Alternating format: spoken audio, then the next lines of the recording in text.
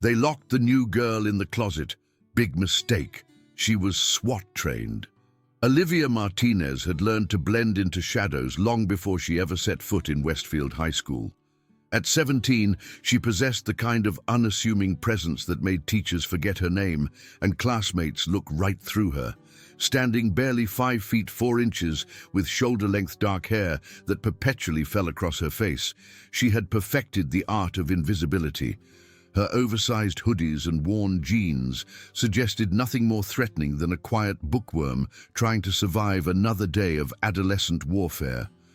What nobody at Westfield knew was that Olivia had spent the last 3 years training with her father's SWAT unit during summer breaks and weekends. Detective Carlos Martinez had insisted his daughter learn to protect herself after her mother's death in a convenience store robbery gone wrong.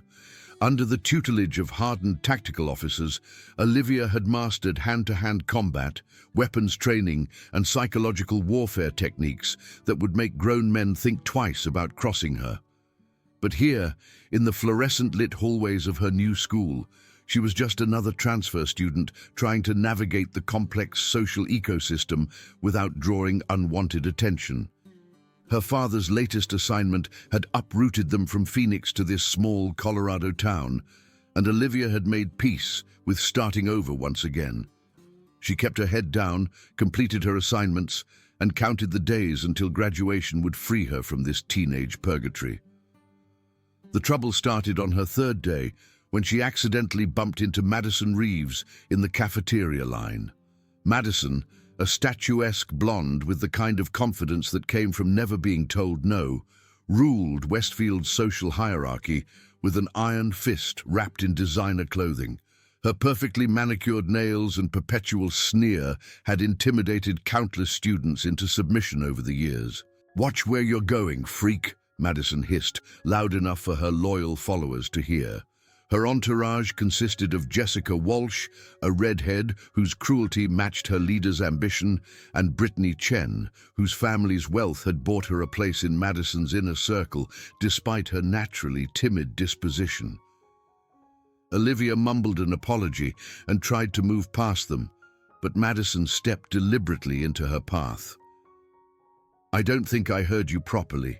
Maybe you need to speak up when you're talking to your betters."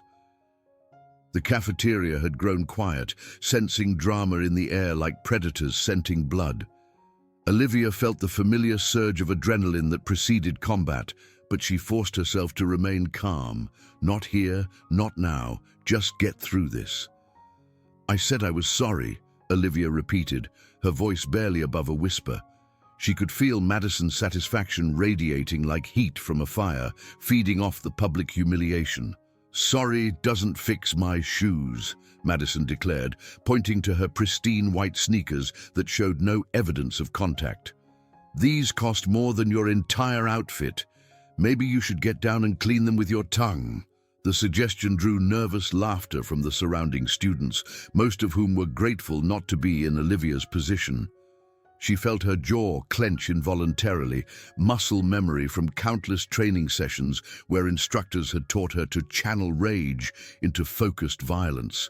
Instead, she stepped around Madison and walked away, ignoring the chorus of snickers that followed her retreat. "Choose your battles," her father's voice echoed in her mind. "Sometimes the strongest thing you can do is walk away." But Madison Reeves wasn't finished with her new toy. Over the following weeks, the harassment escalated with surgical precision. Madison and her crew would accidentally knock Olivia's books from her hands in the hallway, sending papers scattering across the floor while other students trampled them underfoot. They would save seats in the cafeteria only to move their bags when Olivia approached, forcing her to eat lunch alone in the library. Jessica took particular pleasure in spreading rumors about Olivia's family, suggesting her father was probably a corrupt cop who had been forced to relocate after taking bribes. The psychological warfare was expertly crafted to stay just below the threshold that would trigger administrative intervention.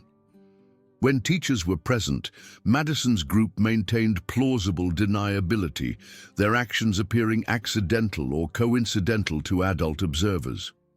But Olivia recognized the tactics for what they were: a systematic campaign designed to break her spirit and establish dominance. During third period chemistry, Madison would accidentally spill water on Olivia's notebook, ruining hours of careful notes. In gym class, Jessica would spike volleyballs directly at Olivia's head while Coach Henderson was distracted. Brittany, despite her apparent reluctance, would block bathroom stalls when Olivia tried to enter, claiming they were all occupied, even when they clearly weren't. The breaking point came on a Friday afternoon in late October. Olivia had stayed after school to make up a test she'd missed due to a doctor's appointment, and the hallways were mostly empty, except for a few students involved in extracurricular activities. She was walking toward the main exit when she heard Madison's voice echoing from around the corner. "There she is. Perfect timing." Olivia turned to find herself facing all three girls, their expressions predatory in the dim afternoon light filtering through dirty windows. Madison held a thick rope in her hands, while Jessica carried what appeared to be duct tape. Brittany hung back slightly, her discomfort obvious, but not enough to make her abandon her friends. "We've decided you need to learn some respect," Madison announced, her voice carrying the authority of someone accustomed to getting her way. "And we know exactly how to teach it to you." Before Olivia could react, Jessica lunged forward and grabbed her backpack, using it to pull her off balance. Madison moved with surprising speed, wrapping the rope around Olivia's wrists while she was still recovering from the initial attack. The coordination suggested they had planned this assault carefully, probably rehearsing it multiple times. "What are you doing?" Olivia demanded, her voice finally carrying some of the steel that lived beneath her quiet exterior. But the girls mistook her question for fear rather than tactical assessment. "Teaching you your place," Jessica sneered, helping Madison drag Olivia toward a supply closet at the end of the hallway. "Maybe a few hours locked in the dark will help you understand how things work around here." Brittany fumbled with the closet door, her hands shaking as she pulled it open to reveal a cramped space filled with cleaning supplies and maintenance equipment. The chemical smell of industrial disinfectant wafted out like a toxic cloud. "This is insane," Olivia said, but she allowed herself to be pushed toward the closet without significant resistance. Her training had taught her to gather intelligence before acting, and she was still calculating the best approach to neutralize three opponents in a confined space without causing permanent damage. "Insane is thinking you could just waltz into our school and not pay your dues," Madison replied, shoving Olivia hard enough to send her stumbling into the closet. "Everyone has to earn their place here, and yours is at the bottom." The door slammed shut with a metallic clang, followed by the sound of something heavy being dragged against it. Olivia heard Jessica's muffled voice through the barrier. "We'll let you out Monday morning. Maybe by then you'll have learned some humility." Their footsteps retreated down the hallway, leaving Olivia alone in the darkness, with only the hum of fluorescent lights in the distance for company. She waited exactly 60 seconds, counting each heartbeat to ensure they were truly gone, before allowing herself to smile for the first time in weeks. Big mistake, girls, big mistake. The rope around her wrists had been tied by amateurs who had clearly never studied proper restraint techniques. Olivia flexed her hands in a specific pattern her SWAT instructors had drilled into her muscle memory, creating just enough slack to begin working her thumbs free. Within 3 minutes, the rope lay coiled on the floor at her feet. The closet door presented a more interesting challenge, but not an insurmountable one. Olivia ran her hands along the frame in the darkness, feeling for weak points and structural vulnerabilities. The hinges were on the outside, but the door itself was hollow core construction, designed more for privacy than security. She found a mop handle among the cleaning supplies and used it to probe the area around the lock mechanism. "Always assess your environment," her father's training partner had taught her. "Every space has weaknesses if you know how to find them. The lock was a simple push-button mechanism designed to prevent accidental closure rather than deliberate imprisonment.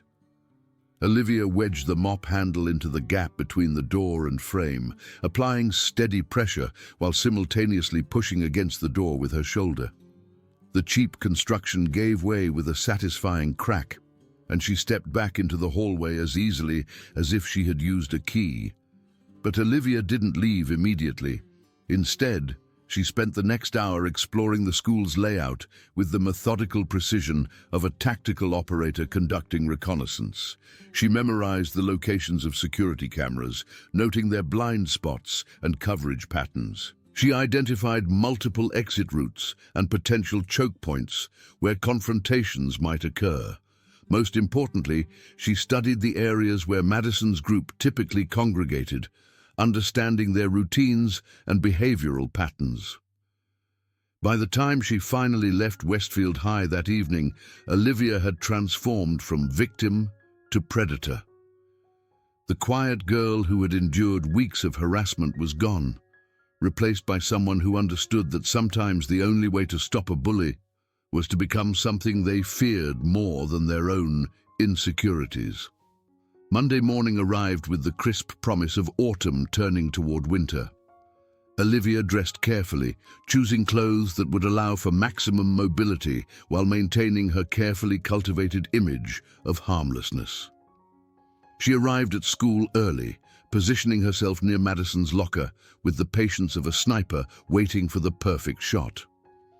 Madison appeared at her usual time, flanked by Jessica and Brittany like a queen with her court. She was laughing about something, probably anticipating Olivia's humiliation when she failed to appear for first period. The trio approached Madison's locker with the casual arrogance of people who had never faced real consequences for their actions.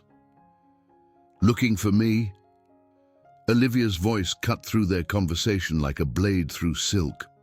All three girls spun around, their expressions shifting from surprise to confusion to something approaching fear as they processed what they were seeing.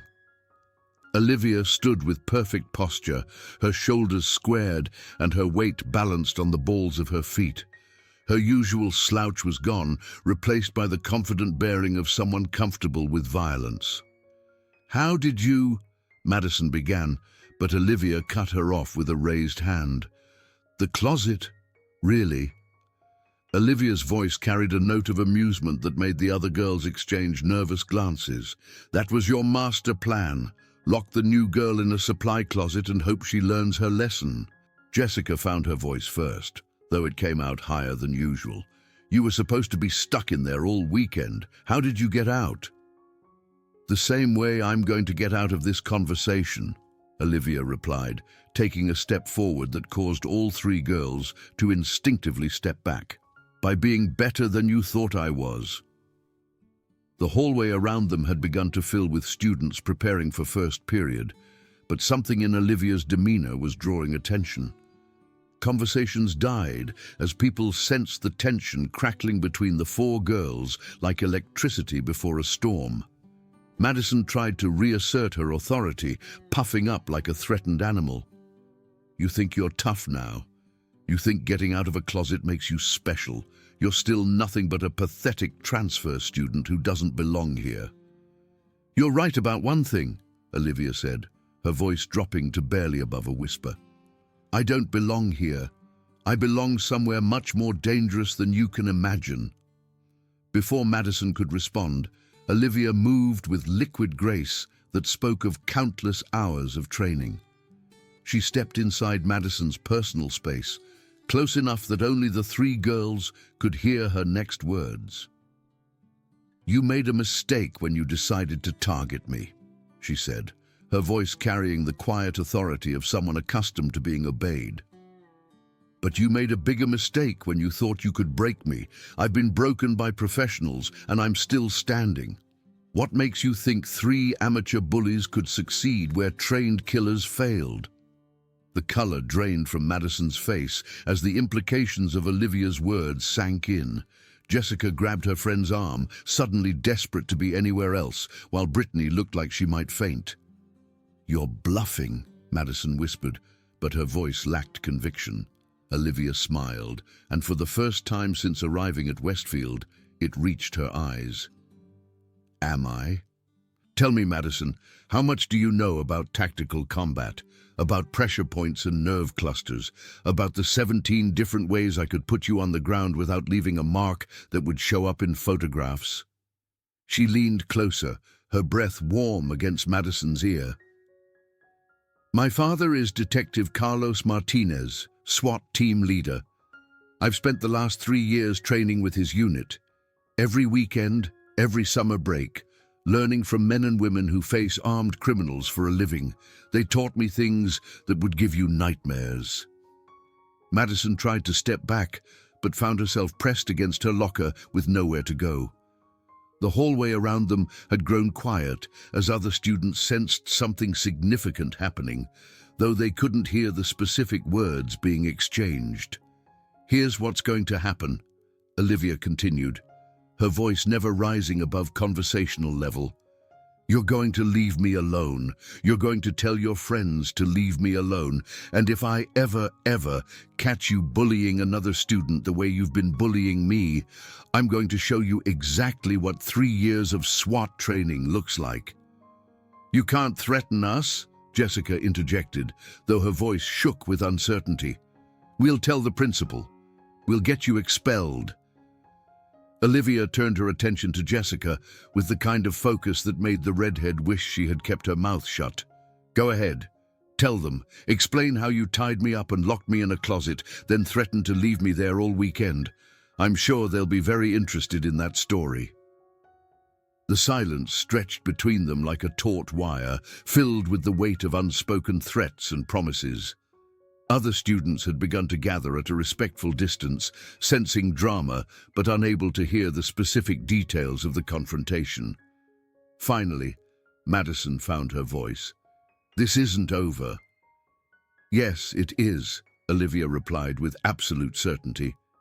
It's over because you're going to make it over. Because deep down, underneath all that fake confidence and designer clothing, you know exactly what I am. And you know that pushing me any further would be the biggest mistake of your life. She stepped back, giving Madison room to breathe, but her posture remained that of a coiled spring, ready to unleash devastating force. I didn't want this fight. I tried to avoid it, but you wouldn't let me walk away, so now you get to live with the consequences of your choices.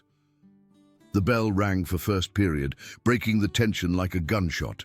Students began moving toward their classrooms, but many lingered to watch the aftermath of whatever had just transpired. Madison stood frozen against her locker, her face pale and her hands trembling slightly. Have a good day, ladies, Olivia said pleasantly, as if they had just finished discussing weekend plans. She shouldered her backpack and walked away with the confident stride of someone who had just won a war without firing a shot. Behind her, she could hear Jessica's urgent whisper, Madison, we need to stay away from her. Did you see her eyes? She wasn't bluffing. The rest of the day passed in a strange bubble of normalcy, punctuated by curious glances and whispered conversations. Word had spread that something significant had happened between Olivia and Madison's group, though the details remained frustratingly vague for most students. Teachers noticed the shift in dynamics, but couldn't quite put their finger on what had changed. Madison's crew gave Olivia a wide berth, their usual predatory confidence replaced by nervous avoidance. When their paths crossed in the hallway, they would look away quickly, suddenly finding their phones or textbooks intensely interesting. The psychological tables had turned completely, and everyone could sense it, even if they didn't understand the specifics. During lunch, Olivia sat alone as usual, but the quality of her solitude had changed. Instead of the isolation of a victim, she now occupied her space with the quiet authority of someone who had chosen to be alone. Other students glanced at her with curiosity rather than pity, sensing that something fundamental had shifted in the school's social ecosystem. The real test came the following week when Olivia witnessed Madison's group targeting a younger student named Marcus Webb. a freshman whose thick glasses and nervous stutter made him an easy target. They had cornered him near the gym, using their usual tactics of psychological intimidation and public humiliation. "Please, just leave me alone," Marcus was saying, his voice cracking with the strain of trying not to cry. "I didn't do anything to you." "Existing is enough," Jessica replied, snatching his backpack and dumping its contents across the floor. "Maybe if you weren't such a pathetic loser, people might actually want you around." Olivia appeared as silently as a shadow, her presence immediately changing the dynamic of the confrontation. Madison sensed her first, some primitive instinct warning her of approaching danger. She turned to find Olivia standing just close enough to intervene, her expression unreadable, but her posture suggesting imminent violence. "Problem here?" Olivia asked, her voice carrying the kind of calm that preceded storms. Madison's mouth opened and closed like a fish gasping for air. The confident bully who had terrorized countless students suddenly found herself unable to form coherent words when faced with someone who genuinely frightened her. "We were just," Brittany began, but Olivia cut her off with a look that could have frozen fire. "You were just leaving," Olivia said, making it clear that this was not a suggestion. "All of you. Right now." The three girls exchanged glances, some silent communication passing between them. Jessica looked like she wanted to argue, but Madison grabbed her arm and pulled her away. They retreated down the hallway with as much dignity as they could muster, but everyone present understood what had just happened. Olivia knelt beside Marcus, helping him gather his scattered belongings. "You okay?" The freshman nodded, though his hands were still shaking. "Thank you. I don't know what would have happened if you hadn't shown up." "Nothing that won't happen again if you don't learn to stand up for yourself," Olivia replied, but her tone was gentle rather than harsh. "Bullies are like wild animals. They can smell fear, and they'll keep coming back as long as you keep running." She handed him his backpack, now repacked with his scattered supplies. "My name's Olivia. If they bother you again, find me. But more importantly, find your backbone. You're stronger than you think you are." Marcus nodded eagerly, clearly desperate for any guidance that might help him survive the social battlefield of high school. "How do you do it? How do you make them afraid of you?" Olivia considered the question carefully. "I stopped being afraid of them first. Fear is a choice, Marcus. You can choose to be afraid of what they might do to you, or you can choose to be afraid of what you might become if you don't fight back." The conversation was interrupted by the arrival of Coach Henderson, who had finally noticed the commotion. "Everything all right here?" "Everything's fine," Olivia replied smoothly. "Marcus just dropped his backpack. We were helping him pick everything up." The coach looked between them suspiciously, clearly sensing that he had missed something important, but unable to identify any specific wrongdoing. "Well, get to class then, both of you." As they walked away together, Marcus looked up at Olivia with something approaching hero worship. "Will you teach me how to be like you?" "I can teach you how to be like yourself," Olivia replied, "but stronger, more confident. That's all anyone really needs." Word of the incident spread through the school's gossip network with the speed of wildfire. By the end of the day, everyone knew that Olivia Martinez had faced down Madison Reeves and her crew, forcing them to back down without throwing a single punch. The story grew in the telling, with some versions suggesting that Olivia had actually fought all three girls simultaneously and emerged victorious. The truth was more subtle, but no less significant. Olivia had demonstrated that Madison's power was built on fear and intimidation, and that both could be overcome by someone willing to stand their ground. She had shown that bullies were ultimately cowards who preyed on perceived weakness, and that their authority evaporated when confronted by genuine strength. Over the following weeks, the dynamics at Westfield High continued to evolve. Madison's group found their influence waning as other students began to question their authority. Without the ability to intimidate through fear, they discovered that their social power had been built on remarkably shallow foundations. Olivia, meanwhile, found herself in the unexpected position of being approached by other students who had been targets of bullying. They came to her seeking advice, protection, or simply the reassurance that someone understood their struggles. She helped where she could, always emphasizing that true strength came from within rather than from the ability to hurt others. The transformation wasn't without its challenges. Some students resented Olivia's newfound status, viewing her as an outsider who had disrupted the established order. A few teachers worried that she might be encouraging vigilante justice, though they couldn't point to any specific incidents of violence or misconduct. Principal Davidson called Olivia to his office 3 weeks after the confrontation with Madison's group.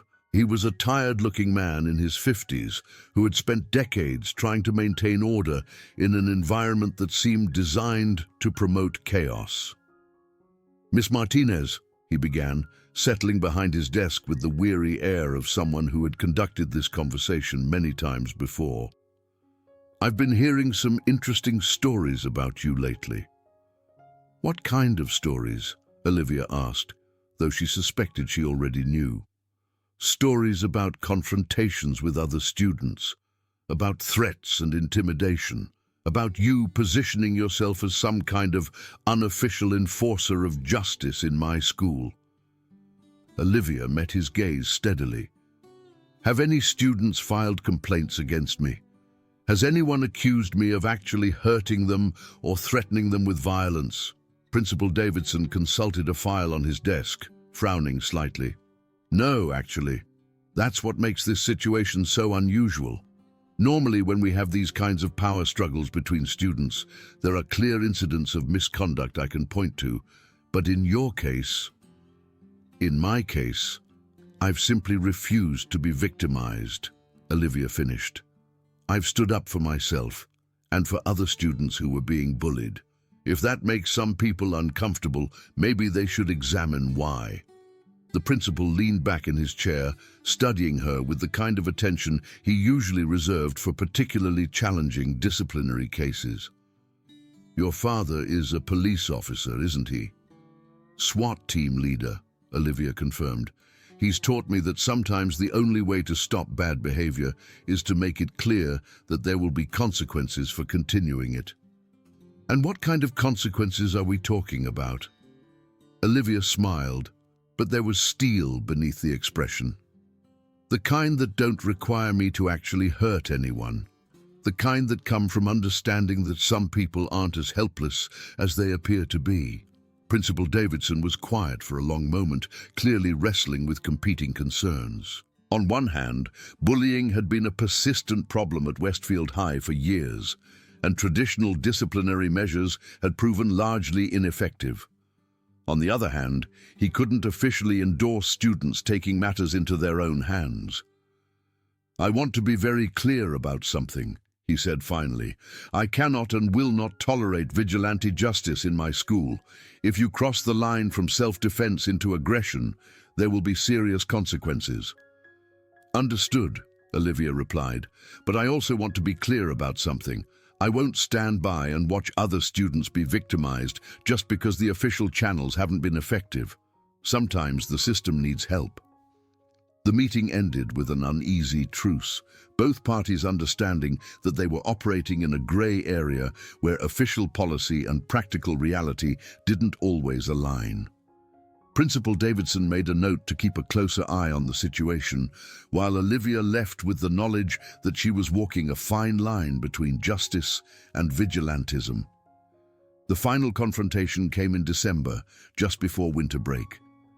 Madison had spent weeks seething over her loss of status, watching as her former victims found the courage to ignore her threats, and her followers began to drift away. The humiliation of being faced down by a transfer student had eaten at her like acid, and she was desperate to reassert her dominance. She chose her moment carefully, waiting until Olivia was alone in the library during lunch period. The space was nearly empty except for a few students studying at distant tables and Mrs. Peterson, the elderly librarian who was notorious for her poor hearing. "We need to talk," Madison announced, sliding into the chair across from Olivia with forced confidence. Olivia looked up from her chemistry textbook, her expression neutral. "Do we?" "You think you're so smart," Madison hissed, keeping her voice low to avoid attracting attention. "You think you've won something, but you have no idea what you've started." "I didn't start anything," Olivia replied calmly. "I finished something you started. There's a difference." Madison's carefully maintained composure began to crack, revealing the desperate anger beneath. "You've ruined everything. Do you understand that? Everything I worked for, everything I built here, you've destroyed it all." "What you built was a kingdom of fear," Olivia said, closing her textbook and giving Madison her full attention. "You ruled through intimidation and cruelty. That's not leadership, it's terrorism, and terrorists eventually meet people who aren't afraid of them." "I could destroy you," Madison whispered, her voice shaking with rage. "I could make your life here so miserable that you'd beg your father to transfer you again." Olivia leaned forward slightly, her voice dropping to match Madison's whisper. "You could try, but you've already played your best cards, and they weren't good enough. What makes you think you have anything left that could hurt me?" The question hung in the air between them like a challenge. Madison opened her mouth to respond, then closed it again as she realized she didn't have an answer. Her power had always been based on her ability to make others afraid of social consequences, exclusion, humiliation, isolation. But Olivia had already been isolated, had already been humiliated, and had emerged stronger rather than broken. "This isn't over," Madison said finally, falling back on her usual threat. "Yes, it is," Olivia replied with absolute certainty. "It's over because you're finally starting to understand what I understood from the beginning. You need me to be afraid of you for your power to work, and I'm not afraid of you. I never was." She stood up, gathering her books with deliberate calm. "I was afraid of what I might do to you if you pushed me too far, but you've helped me realize that I don't need to hurt you to stop you. I just need to not be afraid." Madison sat alone at the table as Olivia walked away, her reflection staring back at her from the dark window like a ghost of her former self. For the first time in years, she was forced to confront the reality that her reign of terror had come to an end, not through violence or administrative intervention, but through the simple refusal of one person to be victimized. The remainder of the school year passed with remarkable peace. Madison's group disbanded as its members found other social circles that didn't require them to participate in systematic cruelty. Madison herself became increasingly isolated, discovering that without the ability to intimidate others, she had very little to offer as a friend or leader. Olivia, meanwhile, found herself in the unexpected position of being a quiet leader among the school's former outcasts. She never sought the role, but her willingness to stand up to bullies had inspired others to find their own courage. Students who had spent years accepting abuse began to push back, creating a ripple effect that transformed the school's social dynamics.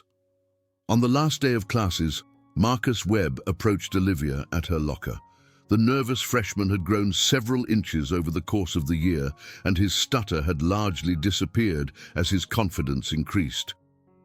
"I wanted to thank you," he said, his voice steady and clear. "Not just for that day when you helped me, but for showing me that I didn't have to be a victim." Olivia smiled, remembering the terrified boy she had helped pick up his scattered belongings.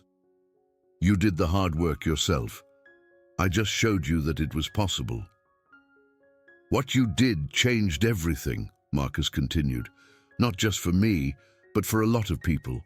The whole school is different now." "The school was always capable of being different," Olivia replied. "It just needed someone to prove that bullies aren't as powerful as they pretend to be." As she walked out of Westfield High for the last time, Olivia reflected on the lessons she had learned and taught over